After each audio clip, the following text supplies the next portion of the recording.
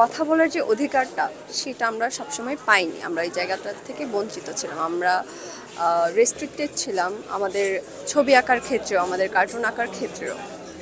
আমাদের সব ধরনের কার্টুন আমরা আঁকতে পারতাম না। আমরা রাজনৈতিক কার্টুনও আঁকতে পারতাম না। আমরা কোনো ধরনের পলিটিক্যাল কার্টুনও আঁকতে পারতাম না। সেই দিক থেকে আমাদের একটা রেস্ট্রিকশন ছিল। কিন্তু এই আন্দোলনের মধ্য দিয়ে আমরা এইটা আদায় করার চেষ্টা করেছি যে সবার বাক স্বাধীনতা থাকতে হবে, সবার অধিকার সেটা। তো কার্টুনিস্টরা, আমরা আর্টিস্ট যারা আছেন তারা তাদের কার্টুনগুলো এঁকেছি।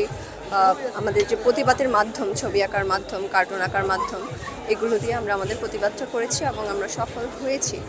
আমরা সামনেও এই জিনিসটা অব্যাহত রাখবো যে কার্টুন আঁকার মাধ্যমে, ছবি আঁকার মাধ্যমে আমরা আমাদের প্রতিবাদটা করে যাব, কিংবা আমাদের ভাষাটা আমরা প্রকাশ করে যাব।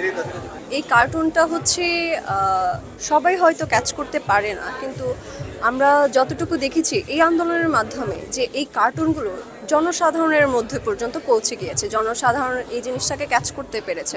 এবং যার পরবর্তী ফলস্বরূপ আমরা কোটা আন্দোলনের পরবর্তী সেটা এক দফা আন্দোলন কিংবা স্বৈর সরকার পতন আন্দোলন পর্যন্ত পৌঁছেছে কিন্তু এই কার্টুনগুলোর মাধ্যমে।